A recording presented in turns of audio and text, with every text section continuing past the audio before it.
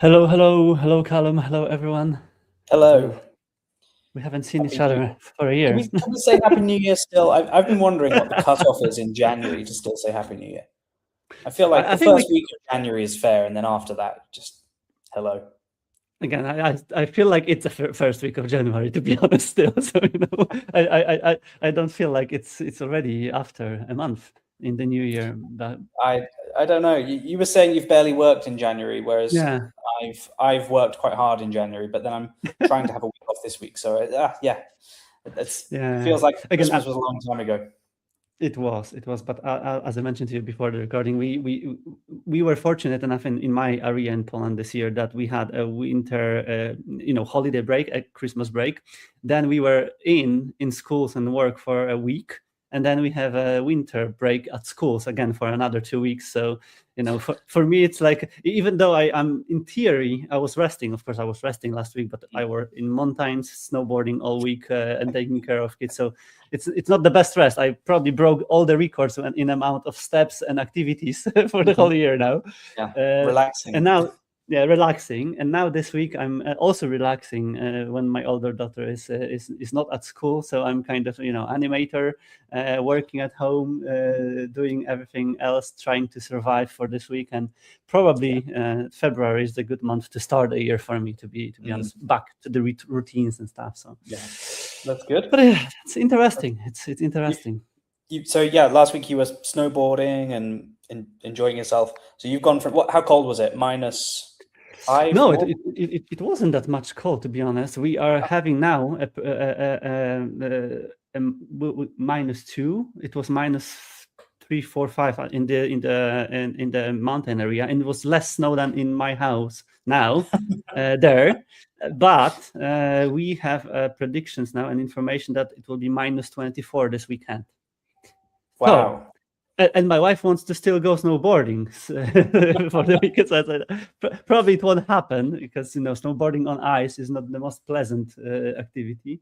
But it was interesting week because it was raining yesterday and freezing at the same time. I haven't seen it for a couple of years, and it was so slippery and dangerous that we even received alerts that stay at home, don't leave your home if you don't need to. So yeah, interesting start of the year. So let me just juxtapose what you've said there, Marcin, with it's obviously summer down here at the moment, and like peak summer. And I'm in Melbourne this week for the tennis, and we arrived on Tuesday. It was 46 degrees. Ah, okay. And I had the pleasure the other day of meeting up with some of the people from the new Melbourne office as well. Obviously, there's Emmanuel that we all know from the community, but they've got Mash, who's in the partner team. They've got new transplants out of Denmark as well. So they have Alex and they have Dennis, who many people will know Dennis. He's been around a long time, all based out of Melbourne. And Dennis arrived on Tuesday from Denmark as well. And we were talking about how shock. Similar shock. From like -5 in Denmark, cold winter weather, to 46 degrees in Melbourne, which is obviously a massive extreme. It's not usually like this here, but yeah, what a shock. Yeah, probably if we'll speak on Saturday, then it will be like a 60 degrees difference, which is awesome. Yes. But that's for what you are using traveling for, because I always dreamed about jumping to Egypt or wherever in the cold winter times, and then at least have a difference, because when you are going somewhere and you have the similar weather, why are you going somewhere then? Maybe but that's fine. That's fine. Still stay strong then as well. But yeah, it's interesting also to hear about this new office. We've been talking about it before we went live, that it was officially celebrated this week. I don't know really, because I think they've had the keys a little while. I went there, as I said the other day, and I compared it a lot to the original office in Charlotte that they had in the US, where it was like a box, like a shoebox essentially in a co-working space. But this co-working space that they're in is quite a nice co-working space. They have a golf simulator, they have table football, they've got massage chairs. Like it's pretty epic. So yeah, I think they're going to be quite happy there. And there's 5 people based out of Melbourne now. So we've gone from 9 months ago having nothing in Australia at all to Dennis and a new support person offering on-site support. a 2-person strong sales team, and obviously Emmanuel leading the whole operation. It's really impressive to see how that's come together so quick. Let's just hope they get some work done and don't spend their days playing golf in the golf simulator. Yeah, we'll see. But that means that the strategy of growing there and moving across the world is working, and same it was with US at the beginning when we talked about for what it's done, and now we are here. So and you are there, so you will be keeping an eyes on open. So that's interesting. Should we talk about then maybe 2026 first, or we should close 2025 once for good? It's true because umbraCoffee in 2025 in December is always like halfway through the month, isn't it? And we had our traditional episode with Bruna, and that was lovely, but it was on 18th or 19th of December, so there was still a fair bit of December to go. We missed essentially a full week of 24 days in Umbraco, didn't we? At the end, we did. So let's take a look on that. Yeah, let's take a look on that. Because I must admit still that I was not able to capture and not managed to read them yet. Yeah. No, reading. I'm reading a lot of books now, but it's far away from computer, so 24 days were not on my radar yet. But yeah, it was 25 articles at the end, and any specific ones from your side that was we talked about a bunch of these before, didn't we? The like the search stuff's cool. I particularly enjoyed the articles about denial of service and preventing that on your sites. A couple of interesting tips there. Oh yes, that's where we ended Lottie's crossword. Yes, and so anything after that is effectively new. I really enjoyed Jesper's project, in fact, because he wrote a great article about getting started with commerce. And let's talk about that. I think we can say this now because he's joined Umbraco again. Yes. If he hasn't I saw it as well yet, and that's still a secret, I'm very sorry, but he's back, which is awesome. And I was speaking to him in also December, about a week before our last umbraCoffee episode, at the DK Festival, and he was talking about how he's actually enjoying going back to Umbraco, and he's going to be working on something that is not just Umbraco. He's going to be working on the cloud team and working on their new architecture and that sort of stuff. So that's exciting. What else have we got in here? I can't say I've actually looked at many of these. Fluid typography, that's going to be a fun one. Website accessibility, of course. Hack's done this one as a talk a bit. I wrote an article. No, your article. Yeah, talk about this. Maybe you know something about it at least. Sure. This is an approach that we've been pioneering the last couple of years to make modular components in websites installable with schema, with views. Essentially, the end goal is that someone could come along and create a full website in Umbraco that works on any version, at least within an LTS, and basically just cherry pick features and say, I want a blog, I want this, I want this. And it gives them an off-the-shelf solution. But unlike a .NET template, it's upgradable and easily managed, and essentially bundling all those features into NuGet packages so you can distribute and consume them nicely. And there's some usync magic there. So we're utilizing usync routes to copy schema into the target project and then sort of compose a CMS based on these plugins. And this is the secret sauce for how we do that, essentially, in a very simplified way. But really nice idea. I think it's similar to what we are doing now in some of the projects, because we also utilize using to kind of register features, and because we slice them nicely as well, similar to this, with all the composers, controllers, converters, whatever is needed to also expose them through our headless APIs.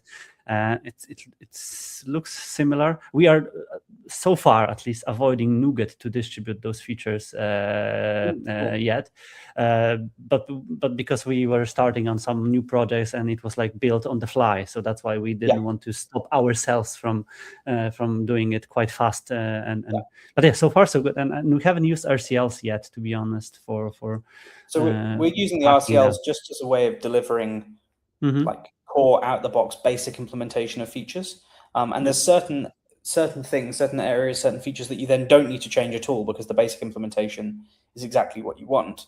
But at every single layer, we've designed this to be extendable. So you can register this idea of a theme, and the view engine picks up themes and will register different paths that it will go and check at to see if a view exists. Or you can just override the same Razor class library view by name. And it makes things really flexible. So, I mean, this is, as I said, a very simplified version of what we're doing. At the Danish festival, I did a talk that showcased a little bit more of this, where we have interfaces for different parts of our application that we want to expose to other things to make extendable and all of that jazz. Essentially, we've built for certain customers, a fairly comprehensive implementation of this with a lot of different modules and plugins they can install that cover all of their possible needs.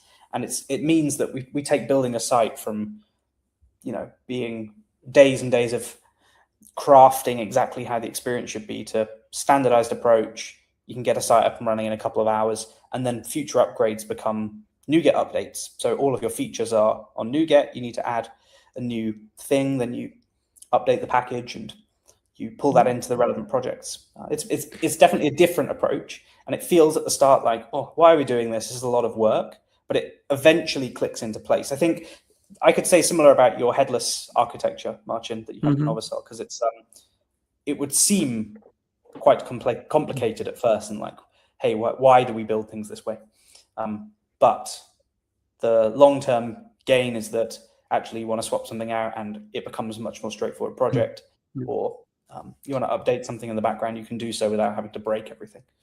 Yeah, I think we are also learning on the fly, and I think that the common thing that I see, at least here as an interesting one, is to using as this kind of synchronization engine between the Umbraco structures and whatever else you want to sneak into the project. Because previously our teams, I was not even the part of the team then, they used their own translations mechanisms, transforms mechanisms, which was, again, your own is often your own problem then to maintain and stuff like that, when Kevin, of course, and using team is doing an amazing job of maintaining this across the versions. And you can't keep up the pace of those changes alone within your project, across your projects, and so on. So I see this as a common way of this, but I do agree. And again, we call it a foundation now, because it should be a foundation, not a universal solution for all 100%. Types of the projects.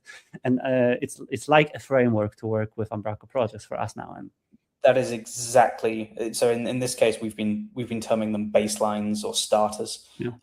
But exact same idea. This is a foundation to work from. It's a framework that you can work within, but you can extend and build upon. You can have all of it, or you can have none of it, and that's your choice. Exactly. So and nice. Like you say, the alternative is building your own SQL migrations or whatever, and that's horrid. So yes, using all the things, Kevin. Using all the things. Yeah, kudos to Kevin. But that's interesting. And I also noticed the final article on the list, which is something what interests me a lot now. It's about Umbraco forms. I don't know if you have read it or checked it, but I do a lot more work with forms recently, I must say. And because we also do headless forms integrations through the Umbraco Forms APIs and our custom APIs too. I'm quite interested in this one, because I see a huge potential for clients still. I have seen it for since we started working with forms, with workflows, integrations, even distributed apps and solutions where you have some webhooks integrations, data being passed and stuff like that. So I'm quite keen on looking for more ideas and options to do more with forms. Yeah, I would love to talk to you a bit more, Marcin, about headless forms, because we've tried it and we don't think it's worth it. I think that the default recommended approach for doing forms in a headless fashion is you've got to write all of that form rendering yourself. And maybe it's fine, you do it once and then you handle it. But the beauty of Umbraco Forms is it just sort of works, and you have all the markup there and it handles it. And I don't know, I feel like you lose all of those benefits when using that. I think, it has. We went through it a couple of times already, so that's probably why we are after a couple of lessons. And I think still Umbraco Forms has a lot to work on to unify the models, and even types of fields names, for example, to be aligned with also expected HTML markup at the end of the day, because text field is not text field and things like that. So there's a lot of things like that. But after migrating and moving it once, then we were able to create a set of fields that are then handled, and we are still on the basics, because all the multi-page forms and stuff like that, this is still something what you are not going to build easily without being truly into it. But basic forms are working nicely, and yeah, we've been through some issues, but still, if the data lands in Umbraco Forms as an entry, the magic of us controlling what can be done with it, the approval steps, processes, workflows, custom workflows, conditional workflows, that's something what I use and explore a lot recently. Yeah. So I will definitely bookmark this article for later. But this was 2025, 24 days in, and I think this was really nice. Yep. Can I hijack, whilst we're talking about 2025, can I hijack with some non-Umbraco things? Because I just remembered some things that we should probably talk about. Tail end of last year, pun intended. So there was a bit of a drama. Maybe this was the very start of this year. I think it was over the Christmas period. A bit of drama with Tailwind. Yeah. And I find that fascinating. And I saw it at the time, and I'd love to talk about this on umbraCoffee, and then forgot. So for those that haven't been keeping up, Tailwind went from being a one-man idea to a couple of people running it as a company and going full-time and finding a way to monetize it, to actually employing 8 people at one point, building out the CSS framework and the UI library and all the tooling that goes with it as well. It's a very popular framework, and it's also something that like LLMs, ChatGPT, Claude, etc., have been pushing aggressively. It's like if you go and ask any front-end question to an LLM, it will tell you to use React and use Tailwind, which is fun. Now, their CEO is very open. He's been very open. He did a solo podcast just before Christmas, or just after Christmas, where he explained the situation that he'd faced. And essentially, they had to lay off the entire company, barring him and 2 others, the core directors of the company, because their revenue is just continually plummeting. And you'd think, okay, it's a CSS framework, revenue. How are they going to make revenue? Well, they were selling trainings and other certifications, but he claimed, but paid add-ons and features and pre-built UI components. He claims that their documentation site was the primary driver for sending people to those platforms to then buy their products. And as LLMs have got ever increasing prominence, people are using the LLMs to discover and work with tools. They're not going to the doc site. They're not discovering these services, and then people just aren't buying them anymore, which I can believe. I mean, it's a really crazy, interesting predicament, isn't it? Like, how does it is, and to be fair, for me, it was also kind of interesting to observe, because I understood it completely, because I used Tailwind since it was maybe less popular. It was recommended to me a long time ago. I even bought a course from Maciek, who we both know, who recorded an hour walk through the Tailwind hacks and pieces, which was amazing for me as a backender. I even submitted an idea for a call for proposal last year about me building the fully featured application from one of my private customer, where I built the whole backend administrator portal UI using only Tailwind components, for which I paid for. So I was a paid customer of Tailwind. I was amazed, and I'm still amazed by Tailwind. I love it. It's amazing for backenders who don't want to style things. And then I observed this as a danger of AI or LLMs or scrapers, because at the same time he mentioned somewhere, right, in those discussions, that the LLMs can suggest once everything what they were selling as a paid product, or even better, because they can amend it on the fly, right? So they can adjust it for the customers and person who is asking for the resolution needs. So that's and to be fair, that's a consequence of LLMs and models and all the other stuff. So maybe, and again, my lesson around that was that from the more like a business perspective, that we need to adjust what we are selling, basically. And if you are selling only it's hard to say only, but if you are selling something what is easily to be replicated by LLMs or something what will process the data, then your unique value is gone. Absolutely. It brought so many big, interesting questions for me, both as a business owner and someone that's working in the open source space and using tools like this, and has built plugins and things myself as well. And it's a truly interesting predicament, and we'll see this happening to many other tools, I guess, in the coming months and years as well. Which actually brings me to the next thing I was going to bring up, very related, which did happen only a couple of weeks ago. And that is, people may have seen Astro, the very popular web framework that people are using to build static sites and headless sites, particularly with Umbraco. There's been a lot of push there. They have joined Cloudflare. They're now part of Cloudflare, which, amazing. Like, Cloudflare is such a great company, and the team there is great. They care about developers. I know a few people working there. I think it's one of the coolest companies to be working for in that space right now. It also means that something like Astro previously couldn't compete with the likes of Vercel and Netlify because they had big teams behind them, venture-backed, with a bunch of cash, and they were building out infrastructure products around this originally open source framework. So in the case of Next.js, for example. And so actually Cloudflare was the missing infrastructure component that Astro needed, the team there. So I'm really excited about where that goes, and we should see, I'd hope, Cloudflare becoming the best place to host an Astro website going forward.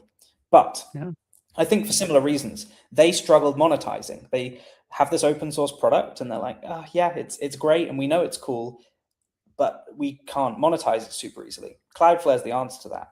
They've done something really fascinating, though. It's going to run within Cloudflare as a separate team, a separate entity. It is its own standalone thing still, Astro.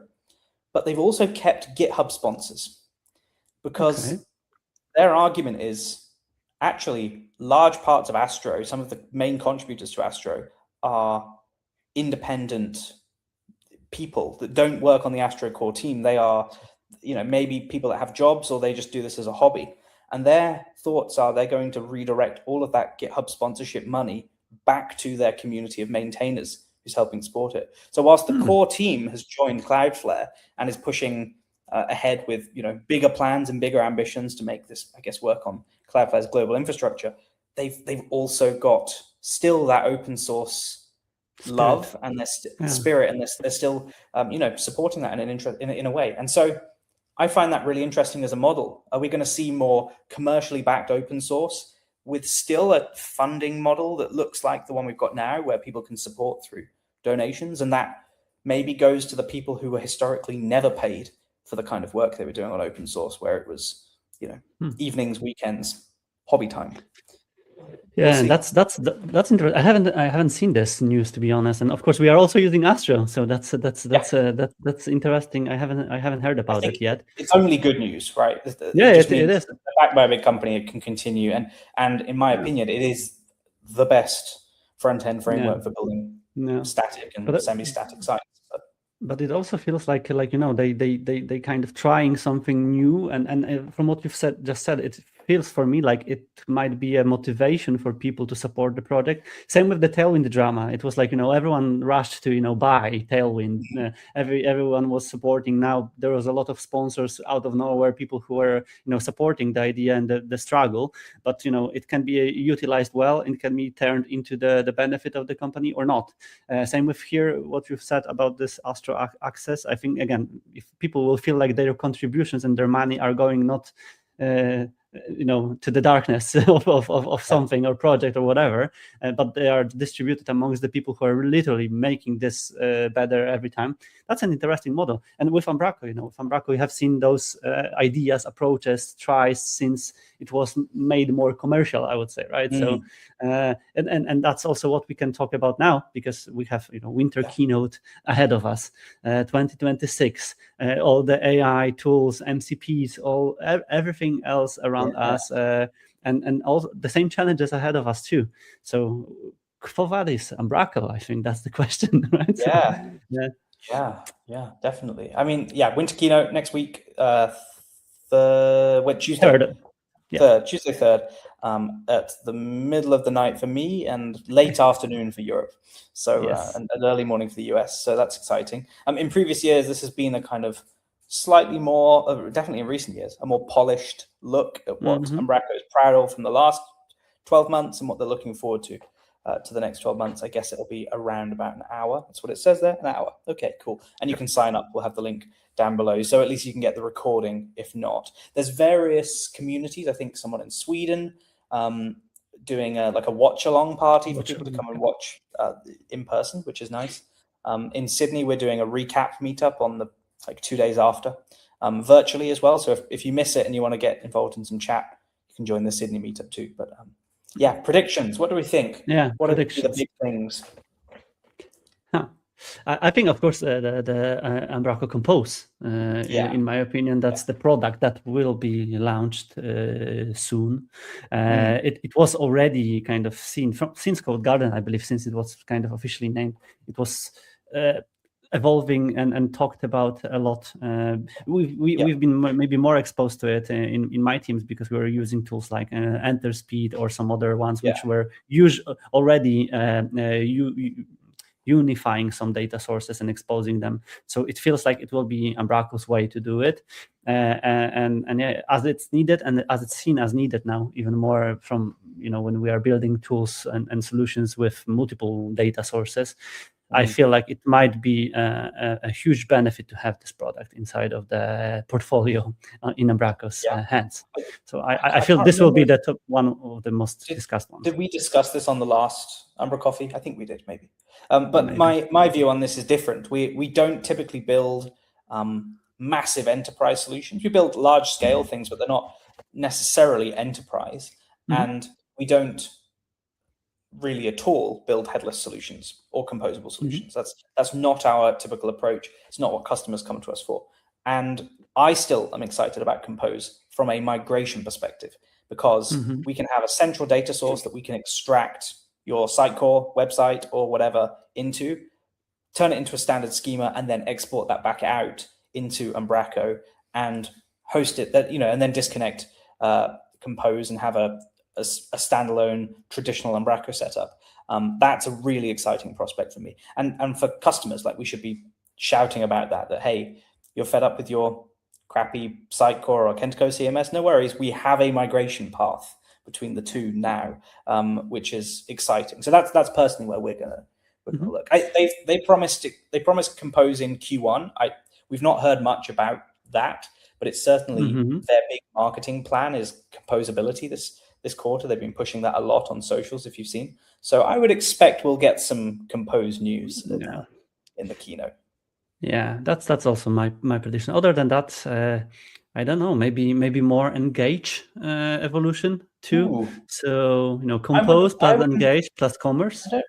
I don't know if I'd bet on Engage. I'm not sure. We've not heard much about it, have we? I think if we're honest, the product teams on Engage, on all the commercial products, have spent a very long time in the last couple of years working to get it on the latest new back office and then get it stable and in LTS versions. There's probably not been that much investment in getting those products to be the next iteration. But at the same time, I spoke to someone the other day that said that a big focus for the Engage team has been performance, actually improving performance of the product. So that's a good thing. I was going to say that I saw some tweets or something else about the 2026 and this new user behaviors, that nothing will exist without A/B testing. And now I now remember what it was all about. It was all about A/B testing of payment solution, even though. So something like, of course, it was probably shared by some payment solution, Stripe or whoever else was sharing about it.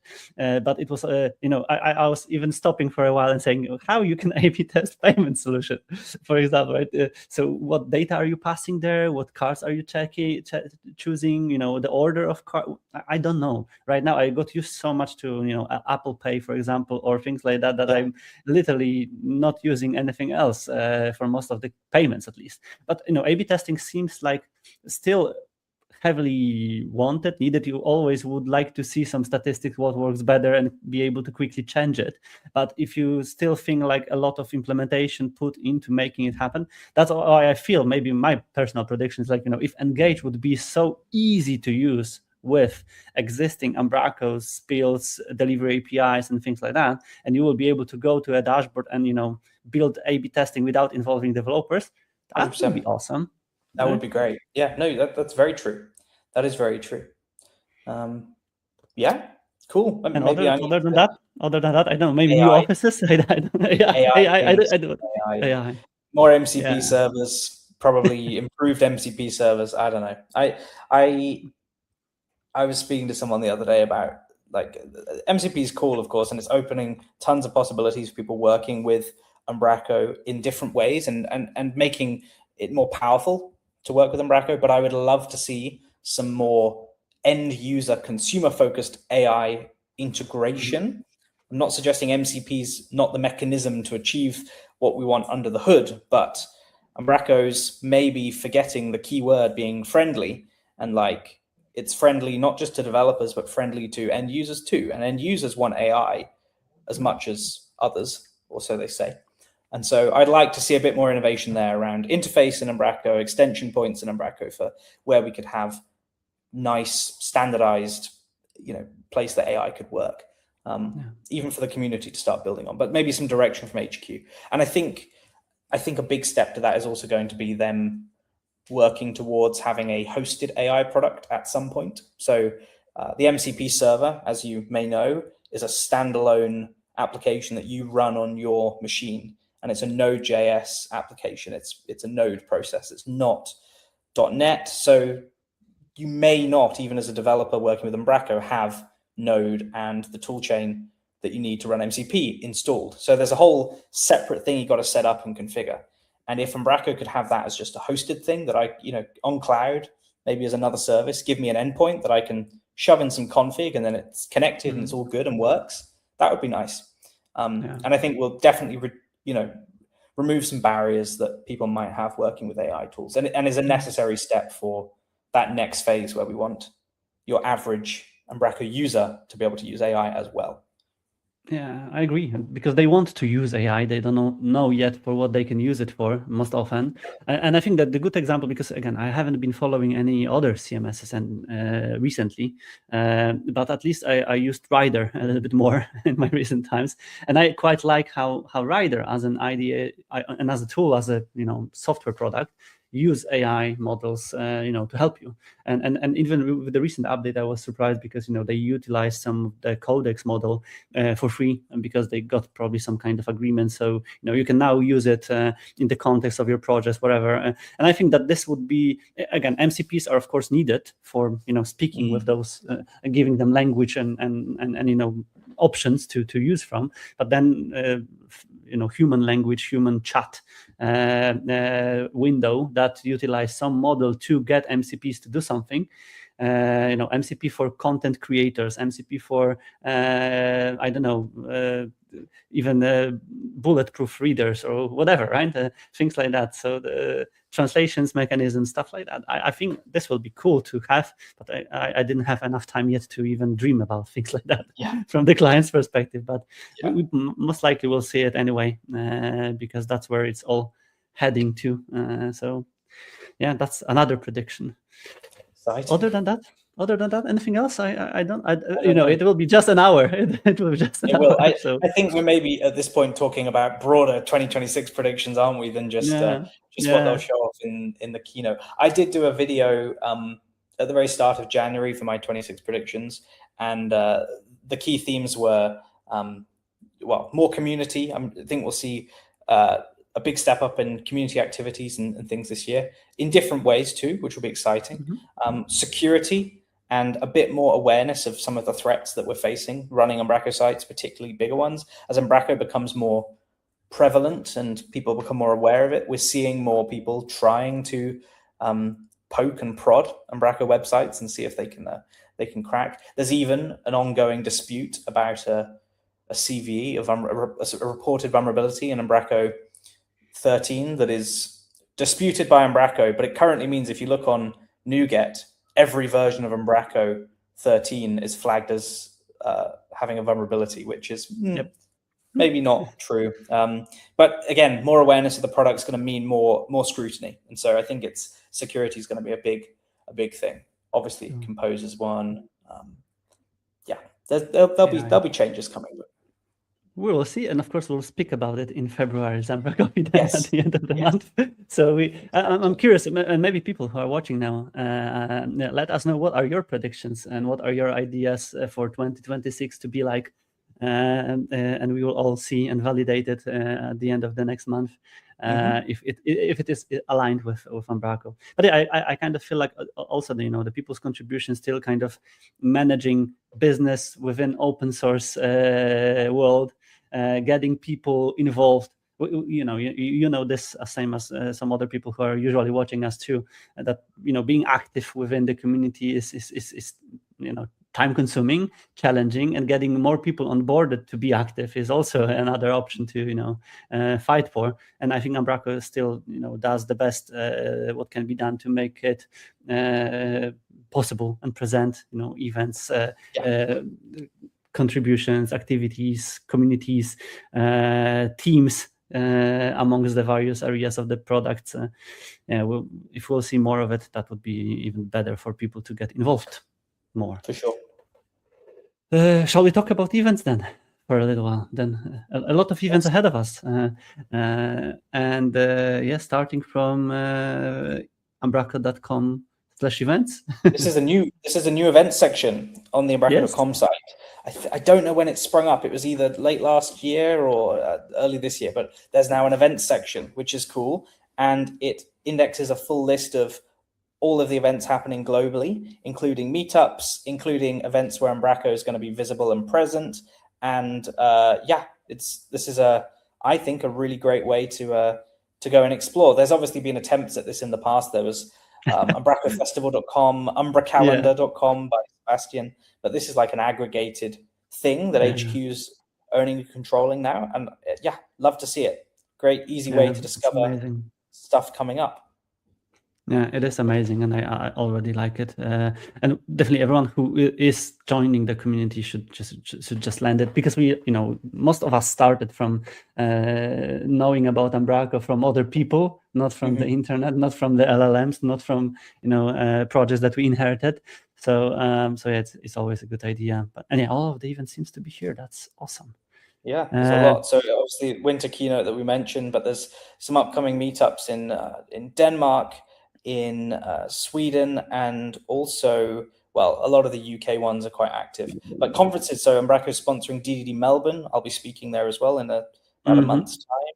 It's great because obviously they've now got several people here. There's an Umbraco event that's not on there. One of their own events is not on their own calendar. Interesting. But there's going to be a big Umbraco meetup as well in Melbourne. Organized by Umbraco HQ in March, and then the same global stuff that's happening. So it's great. Here. I know, surely. No, it's not. It's not there. It's not on there. I don't know why. Yeah, maybe it will be there. But and of course, as always through the year, there are some other big events that are also listed here, and there are some call for speakers closing soon, right? Code Garden one that you've mentioned in the agenda for us today is Code closing Garden next week. Less than a week. Thursday, end of Thursday midnight. Oh no, Wednesday. Sorry, end of Wednesday midnight Denmark time. So an hour less in the UK and a couple hours less in the US. But you can put your sessions in up to 3 different formats. And Code Garden obviously happening later in the year in June, but in Copenhagen now. Be exciting. I think I've offered this in previous years. If anyone wants some help or reviewing of a session that they want to submit, please, by all means, send them my way on whichever platform you can get hold of me. I'll be very happy to review. I write a lot of them, although ironically I need to do mine for Code Garden still. So that's cool. Yeah, and you said that, and definitely people use it because mastering CFPs is also a skill itself. So you definitely can support as you speak on so many events. So you've definitely mastered that for Umbraco Spark is also not that far in time now, and I saw some information about the tickets still being available. Now. So actually, the tickets increase in price at midnight tonight. They go up from 125 to 150 pounds. Make sure you go and buy your secures before that happens. The full lineup's announced, including MCs. So there's speakers from HQ. We've got people from the community. We've got Frederick from Tiny MCE coming all the way from Quebec as well. So that's exciting. We got to see Frederick in Sydney a couple of months back too. Kevlin's coming back. I think it's shaping up to be a pretty cool Umbraco conference. Interestingly, and this is not anything against the Spark team, but I think just a comment on the general state of Umbraco events. Only one talk has the word Umbraco in the title. Okay. And so, take from that what you will. People are talking about stuff around Umbraco more. That's very fair. And for a long time, we heard all about upgrading Umbraco and this and that. And, maybe it's time to think about Umbraco in another context. So, we'll see. I think that I did try to submit a lot of talks previously to show Umbraco as a part of some bigger puzzles and systems, and then it was maybe too early to see it. This is totally a thing. Sometimes you see the idea that you were banging a drum about 3 years ago suddenly becoming the thing that everyone's talking about. Like, damn, I was just there too early. Yeah, people didn't get it. Timing is a skill as well, and a lot of luck too. So sometimes you need both to succeed. But that's interesting, and Spark was always trying to look at Umbraco from various angles, not only from the technical in-core explorations. That would be really interesting to see. Cool. And then we had a couple of articles and information that are also happening in the meantime, and maybe we can just highlight them and of course direct people to look for more details. There was a script release in January with with 2 articles about automating Umbraco back office with AI and MCPs, of course, and then setting up Umbraco Commerce. So another extension of Umbraco with the commerce path. Other than that, you highlighted really nice. Jeroen has done a blog and some videos and a starter repo article and all kinds of stuff on working with Umbraco Compose in a project. So that's really nice. And again, maybe another hint that Compose is not that far away. So let's keep our eyes out next week. But this is going to be a great resource for a lot of people. I think there's a GitHub repo with sample code and everything. And we know in the past, Jeroen's done very good work of keeping those maintained. I think he had the OIDC starter solution as well, or OIDC template for doing auth integrations with Umbraco. He's done a great job there. So, very cool. And he's always ahead of time as well. So that's also cool to see that. The other article was from Paul, released recently, about the extension of the package scriptwriter and CLI tool this time. So that's something what a lot of people asked for. A lot of people wanted to use it, and I haven't been using it that often yet. But it seems like it's going to be helpful. He even recently talked about, I don't know if it actually ended up happening, adding downloads for archived versions of Umbraco. There was a bit of a chat going on in the MVP Slack. Missing an hour, right? Yeah, how do I get the files for like V7 or something? Well, you can't, but they are on a predictable URL. So if they could be bundled into the CLI, then you could just say, give me this version, and it will download it for you. Umbraco versions. Very cool. Very cool. Cool. And again, this is one of the most advanced CLI tools that I've seen recently. Probably also extended and coded with a lot of extension tools and hints. Looking good. Looking really, really good. Looking great. And a lot about it. There's a lot of new packages as well, and again, I haven't been exploring them recently a lot. We've been trying. I don't know if it's the same approach from your side, Callum, but we were trying to really limit amount of packages in use to bare minimum.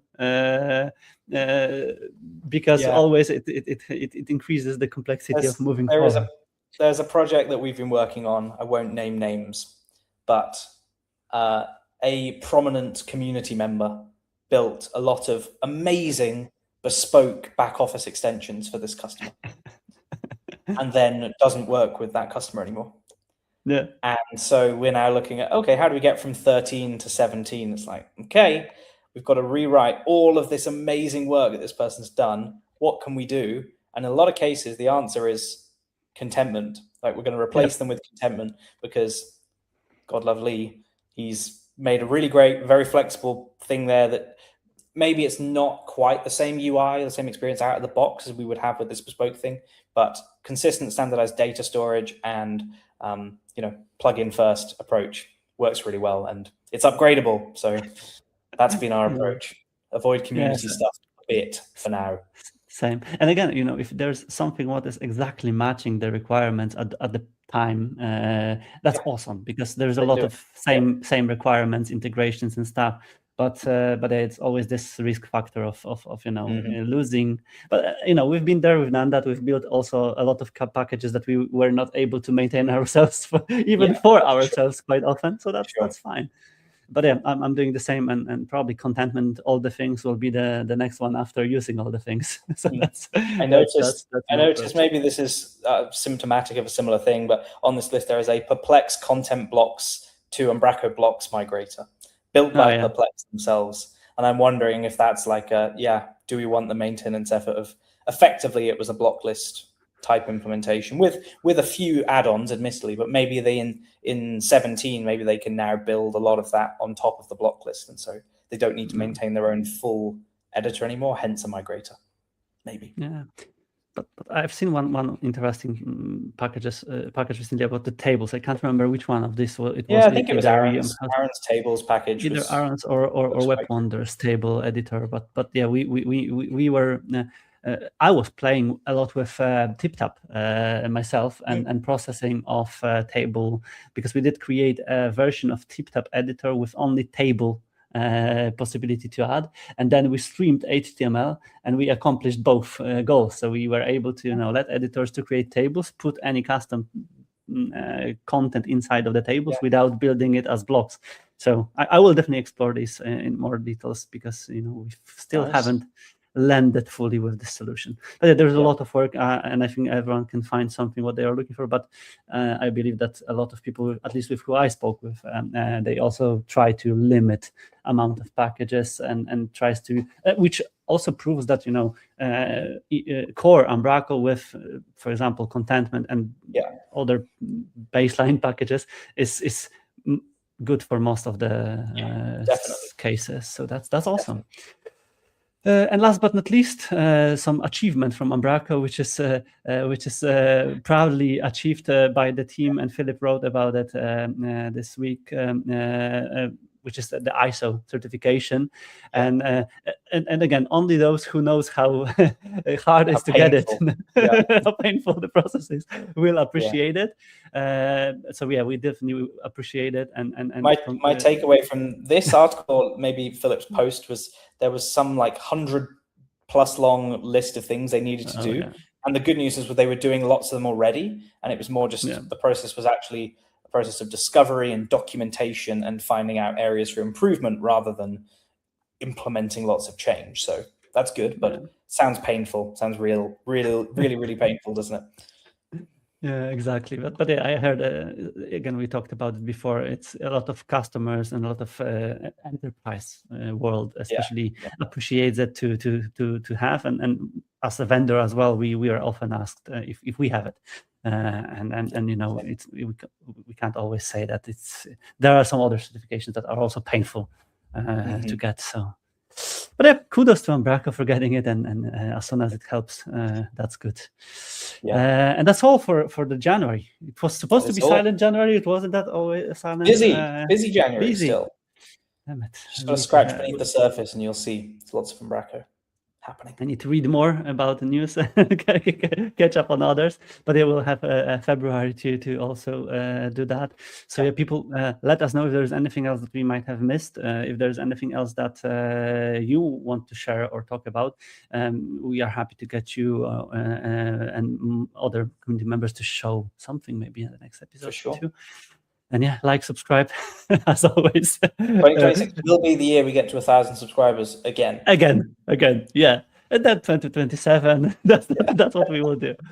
But that was awesome. So yeah, thank you everyone for joining us today. Enjoy the final bit of the January. And yeah, we'll catch up soon. really soon, because February is the short one. I know. Yeah. Awesome. Cool. Thanks, Callum. Thanks, everyone. So enjoy the rest of your day and take care, everyone.